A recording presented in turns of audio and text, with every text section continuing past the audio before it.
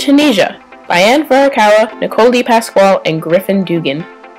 Tunisia's relative location is northern Africa, bordering the Mediterranean Sea between Algeria and Libya. Its absolute location is 34 degrees north and 9 degrees east.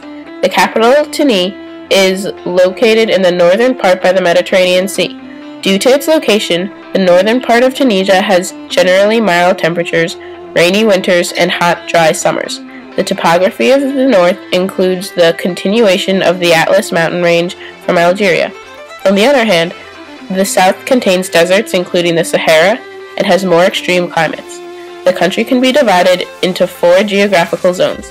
These zones are called the north, the dorsal, the centre, and the south. Within the north, there are hills and plains with arable land and also underground water resources which allow people to grow their crops here. Also, within the northwest, there are many steep slopes which limit agriculture. Similar to the north, the dorsal is hilly with plains that have irrigation systems. These systems allow them to grow crops, raise animals, and grow olive plantations. The centres are very arid, flat, and plentiful with water. The south is a combination of all the previous zones with the addition of deserts.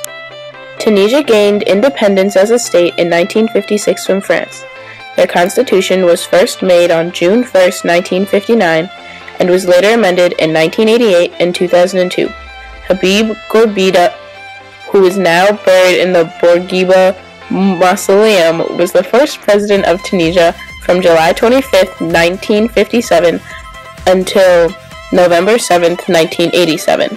He delivered the famous Jericho speech, which expressed hope for peace between the Palestinians and the Israelis.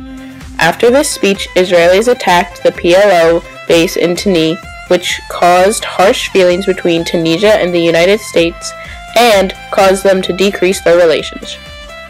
Following Bourguiba's 31-year presidency, Abdine Ben Ali was put into office without violence. Ali then fled the country on the 14th of January 2011 due to the Arab Spring riots. After he fled, the Constituent Assembly was in charge of appointing a new interim government, making a new constitution and for later elections.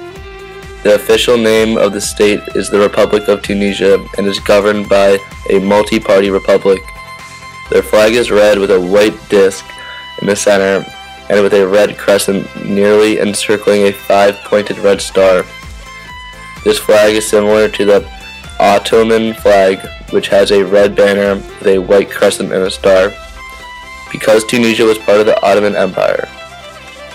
The red represents the blood shed against the oppression, while the white stands for peace. The crescent and star are present to represent the Islamic traditions. The current president is Monsef Marzouki, who was elected on the 12th of December in 2011 by the Constituent Assembly. He was elected by a popular vote for a 5-year term with no term limits. They can be re-elected multiple times as long as people want them in office. To be legal to vote, they must be older than 18, may not have mental disabilities, not be active in government, security forces including the police and military, and may not have served more than 3 months in prison. Before Marzouk's presidency, he was studied medicine in France and was a human rights activist. He then appointed Hamadi Jabati as the prime minister one day after he joined office. Throughout all of the Middle East, the Arab Springs, pro-democracy upsprings, have become a huge event. Tunisia was once one of the first countries to undergo these political changes. It all started with a man named Mohamed Bouazizi. Bouazizi was the owner of a vegetable cart, which was stolen by the police. They fined him, slapped him, spat in his face, and insulted his dead father.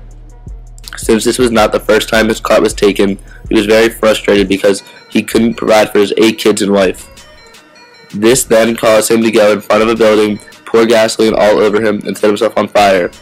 This outraged the people of Tunisia, as an effect, caused the current president, Ali, to flee the country 10 days after Bouazizi died. Tunisia's people were very proud of Bouazizi for shaking Arab governments everywhere. Currently, many other Arab nations are dealing with riots, protests in order to gain the economic freedom they deserve, like Tunisia. For a developing nation, they have many positive statistics with a few negative ones. Based on their population of 10,589,025 people, only 3.8 of them are below the poverty line. Also, the population is well distributed between age groups. 23.2% is made up of their youth, 69.3% constitutes their workforce, and 7.5% is the elderly. Further, they have a population growth rate of 0.964%. On the other hand, their literacy rate is 74.3%, and their unemployment rate is 16%. Their labor force is primarily made of services with percentage of 49.8%, followed by industry with 31.9%, and lastly, agriculture of 18.3%.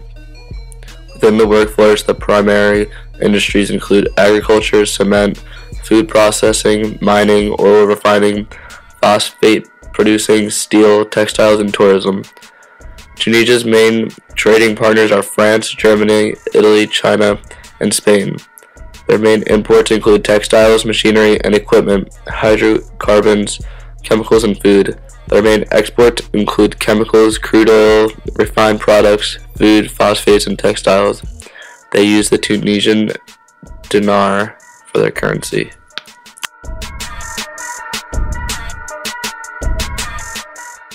The Tunisian culture has recently been receiving various waves of immigration that have included Phoenicians, Sub-Saharan Africans, Jews, Romans, Vandals, and Arabs. Their official language is Arabic and Tunisian Arabic. However, they also speak French because France had previous control over the country. Tunisia's constitution declares Islam as the official state religion, meaning that the president has to be Muslim. The Tunisian people have religious freedom and enjoy the right that many other countries are not lucky enough to have. In Tunisia and other large cities, fashion is influenced by Western Europe, particularly Italy and France. The populations that live in more rural areas still wear traditional North African clothing. Older women can still be seen wearing a safsari in public. Women wear their hair up and covered. They let it down for celebrations and special occasions. In Tunisia, it is also not normal to see people wearing shorts. Their education system consists of 6 years of primary and 3 years of preparatory education. Tunisia's most sacred holiday is Ramadan, which consists of a month of fasting and prayers, while Muslims do not eat, drink, or smoke from sunrise to sunset each day during Ramadan.